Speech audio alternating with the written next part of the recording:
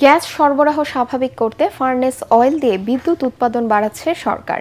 এতে শিল্প কারখানায় বেশি গ্যাস দেয়া যাবে বলে আশা করছেন জ্বালানি প্রতিমন্ত্রী। তিনি জানান, দ্রুত এলএনজি আনতে ইন্দোনেশিয়া গেছেন বিদ্যুৎ ও জ্বালানি মন্ত্রী। আলোচনা চলছে মালয়েশিয়া, কাতার সহ আরও কয়েকটি দেশের সাথে। পাশাপাশি দেশীয় গ্যাস উৎপাদন বাড়াতে 150 কূপ খননের সিদ্ধান্ত হয়েছে। রিপোর্টে জানাচ্ছেন মাহবুব কবির চপল।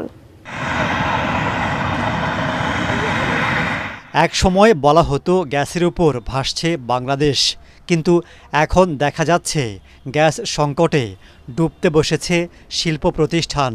বাড়ছে তাদের দেনা, ঠিকমতো চলছে না সার কারখানা। সিএনজি পাম্প কিংবা বাসাবাড়িতেও ভোগান্তি ছাড়ছে না। খরচ কিছুটা কমের কারণে দেশের 43% বিদ্যুৎ উৎপাদন করা হয় গ্যাস দিয়ে। এবার তাতে লাগাম টানতে যাচ্ছে সরকার।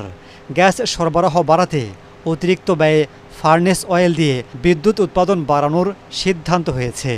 ফার্নেস অয়েল ভিত্তিক যে বিদ্যুৎ উৎপাদন কেন্দ্র, সেটাকে সাম্প্রতিক অতীতের মধ্যে সর্বোচ্চ পর্যায়ের বিদ্যুৎ উৎপাদন আমরা চেষ্টা করছি। 4000 মেগাওয়াট পর্যন্ত বিদ্যুৎ উৎপাদনের একটা লক্ষ্যমাত্রা নির্ধারণ করেছি। আমরা যদি সেটা করতে পারি তাহলে গ্যাসের চাপ এখানে থেকে কিছুটা কমবে, যাতে করে আমরা এই অতিরিক্ত গ্যাসটা আমরা আমাদের শিল্প কারখানাগুলোতে আমরা সরবরাহ করতে পারি। দেশে প্রতিদিন গ্যাসের চাহিদা 360 থেকে 400 কোটি ঘনফুট। উৎপাদন হয় সর্বোচ্চ 260 কোটি।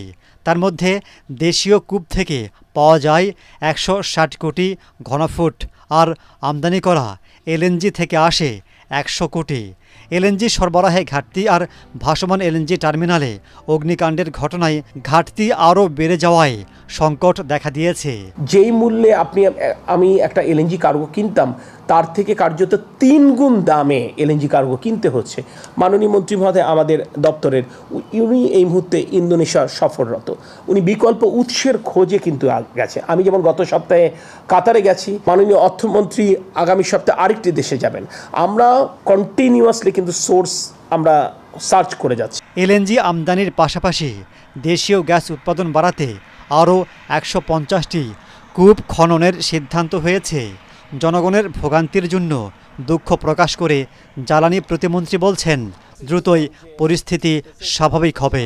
সরকার পরিচালনার জায়গা থেকে আমরা বারংবারই কিন্তু জনগণের কাছে দুঃখ প্রকাশ করছি। স্বাভাবিক সরবরাহের তুলনায় আমরা 88% সরবরাহ দিচ্ছি, অনলি 12% সরবরাহ কম আছে। ইনশাল্লাহ সময়ের সাথে সাথে আপনাদের দুর্ভোগ কমতে থাকবে। তিনি জানান, গভীর সমুদ্রে ভাসমান এলএনজি টার্মিনালে আগুনের ঘটনা নাশকতা কিনা সেটাও খতিয়ে দেখছে সরকার।